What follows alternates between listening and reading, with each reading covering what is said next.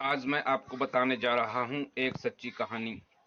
ये घटना तब की है जब मैंने अपनी डॉक्टरी पूरी कर ली थी और मुझे पहली बार हॉस्पिटल के आईसीयू में जाना था। आईसीयू में जब मैं गया तो मैंने देखा कि एक 30 साल की लड़की बेड पर लेटी हुई थी। उस लड़की का कार एक्सीडेंट हुआ था और वह पिछले 3 दिन से वेंटिलेटर पर थी। जो मरीज कोमा में चले जाते हैं या जिनका दिल काम करना बंद कर देता है, उन्हें वेंटिलेटर पर रखा जाता है। इस लड़की के बचने की उम्मीद बिल्कुल नहीं थी और आखिर 3 दिन वेंटिलेटर पर रखने के बाद इस लड़की का वेंटिलेटर हटाना था ताकि उसे मृत घोषित किया जा सके।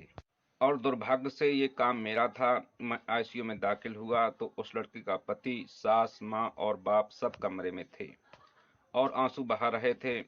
जैसे ही मैंने उस लड़की के घर वालों को देखा, मेरे शरीर में कपकपी शुरू हो गई, क्योंकि ऐसा मैं पहली बार देख रहा था। जैसे मैं उस परिवार के पास आया, उन्हें एहसास हो गया कि मैं अब वेंटिलेटर हटाऊंगा और फिर वो लड़की हमेशा के लिए उन्हें छोड़कर चली जाएगी। इससे पहले मैं कुछ करता, सभी परिवार वालों ने उस लड़के का हाथ पकड़ा और रोते हुए उससे कहने लगे, हम तुमसे बहुत प्यार करते हैं, हमें तुम्हारी बहुत याद आएगी, प्लीज वापस आ जाओ। वो लड़की कोमा में थी, उसे कोई होश ना था। परिवार को ऐसे रोते बिलखते देख मेरी तो जैसे सांस ही अटक गई थी। मैंने अपनी जिंदगी में ऐसा मौत का अनुभव कभी नहीं किया था।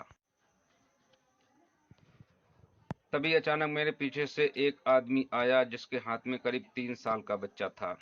बच्चा हंस रहा था और आप जानते हैं वो बच्चा इस लड़की का था। ऐसा लग रहा था कि बच्चा अपनी माँ को कई दिनों के बाद देख रहा है और इसीलिए वो खुश था। लेकिन उसे क्या पता था कि उसकी माँ अब इस दुनिया से जाने वाली है। ये सब कुछ मैं देख नहीं पाया और फौरन आईसीयू के बाहर आ गया। उस दिन पहली बार ये सब देखकर मेरे आंसू निकल गए। मेरे साथ के डॉक्टर ने फिर मुझे समझाया कि डॉक्टरी में सख्त दिल रखना ही पड़ता है, वरना ये नौकरी करनी बहुत मुश्किल हो जाएगी। मैंने जैसे तैसे खुद को संभाला और उस परिवार के पास गया और भारी मन से उन्हें कहा कि अब वेंटिलेटर हटाने का वक्त हो गया है। जैसे ही मैंने वेंटिलेटर उस लड़की के मुंह से हटाया, कुछ क्षण में ही उसकी मौत हो गई।